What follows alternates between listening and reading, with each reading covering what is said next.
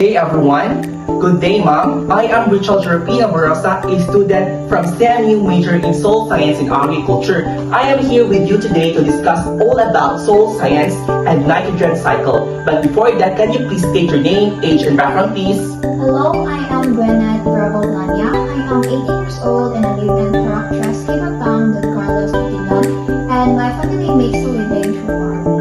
So now let's discuss our discussion. But before that, our learning objective is at the end of the lesson, ma'am, you as the listener should be able to define what soils are, identify and describe the layers or horizon of the soils, know the 5 steps of the soils.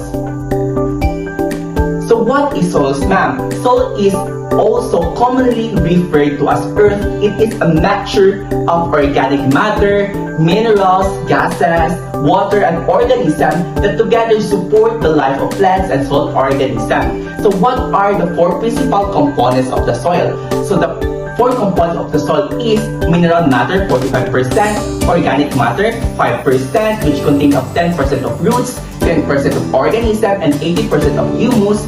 Air and water is 25% each. So mineral matter, ma'am, is made up of tiny rock and mineral particles. It's inorganic and help give soil structure and hold nutrients for plants. So organic matter comes from the dead plants and animals that break down into humus. A humus is a black organic substance that contains dead organisms. It makes soil rich and provides nutrients for the plant. So water is like a delivery truck, ma'am, bringing nutrients to the plant roots. It also helps control soil temperature for better plant growth. So soil air fills the spaces not taken by water and contains gases. What are those important gases? Nitrogen, oxygen, and carbon dioxide. These gases help plants and microbes stay healthy. So why we need to study soil? Why? Soil is a great integrator, ma'am. Medium for crop production, filter water and waste, source of gases and nutrients, home to organism, waste decomposer, historical indicator, and essential resources, ma'am. So what is soil science? Do you know what soil science, ma'am, or do you hear the word soil science? I hear soil science before, but I don't have a deep understanding of this topic yet. So imagine, soil is a living character, ma'am, not just dirt, but an ancient, hardworking friend with a long history and many talents. Soil is like a reading this friend's autobiography, understanding its past, knowing its personality, and learning how to work with it better. So what is connection of soil science in farming? So what are?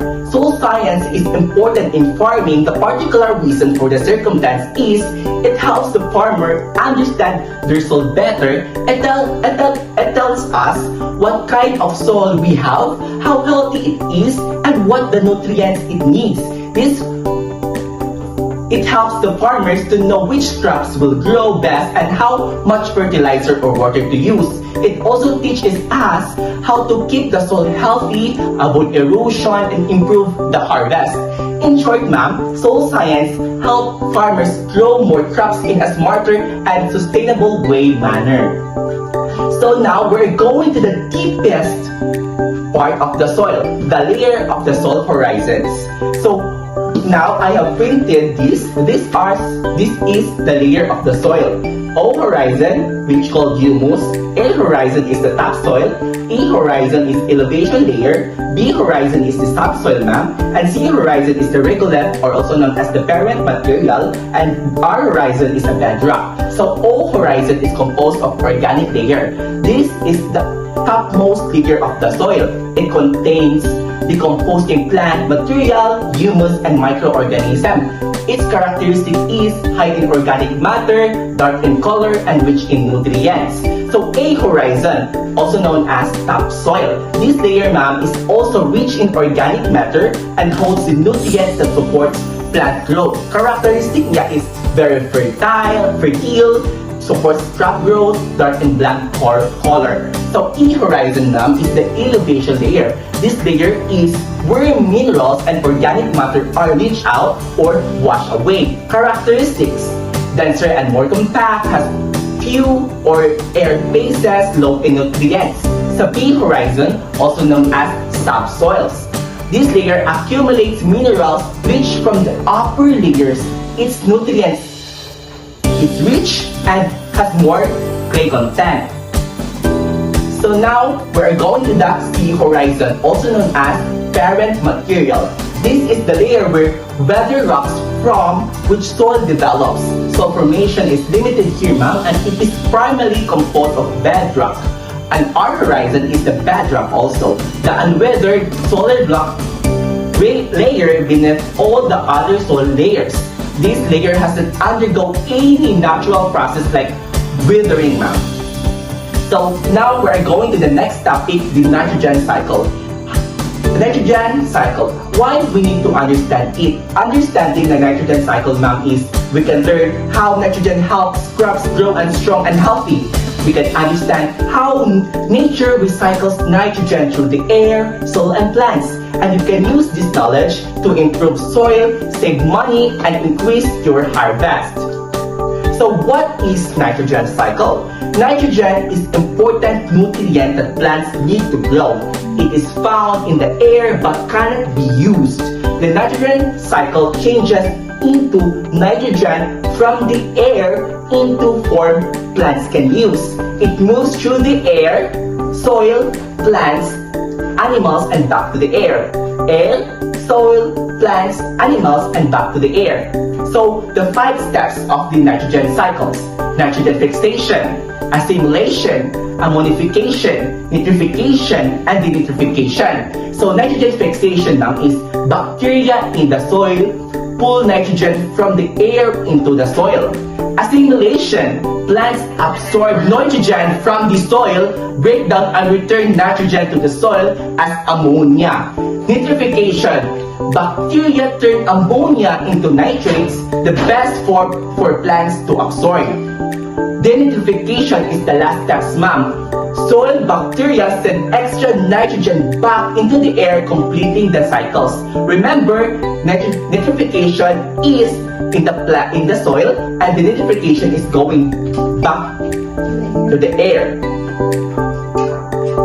So why farmers should care about nitrogen cycle? Because it can improve crop growth. Nitrogen is a key nutrient that helps plant growth and strong. Tapos reduces fertilizer cost. Legumes like beans and mangoes or mungo naturally fix nitrogen into the soil, reducing the need of synthetic fertilizer. Prevent pollution. Proper nitrogen management prevents excess nitrogen from running off into the water sources, avoiding pollution. Maintain soil health. Understanding the nitrogen cycle helps keep the soil fertile and healthy for the future crops. Boost yields. Proper nitrogen management leads to crop yields and overall productivity. So why farmers should care about nitrogen cycle? Remember, ma'am, too much use of nitrogen fertilizer is disadvantageous because they grow lots of leaves but fewer fruits and may get weak or sick. The plant may turn yellow, grow slowly, and produces less yield. At last, ma'am, we are done to our discussion. I have a few recommendations or reminder for you. Avoid using too much chemical fertilizer because it can harm your soil. It increases the pH level. Test your soil regularly to know what it needs. Here in CMU, we have a soil testing, ma'am, to test the properties and data of your soil, whether it is productive or not. So do you have any question, ma'am? Sir, does it have a fee for soil testing in CMU? Yes, it has, but it is negotiable, ma'am. So I will leave you with a quote, ma'am. Healthy soil gives a healthy crops and a better future. Thank you, ma'am. Thank you, sir, for having me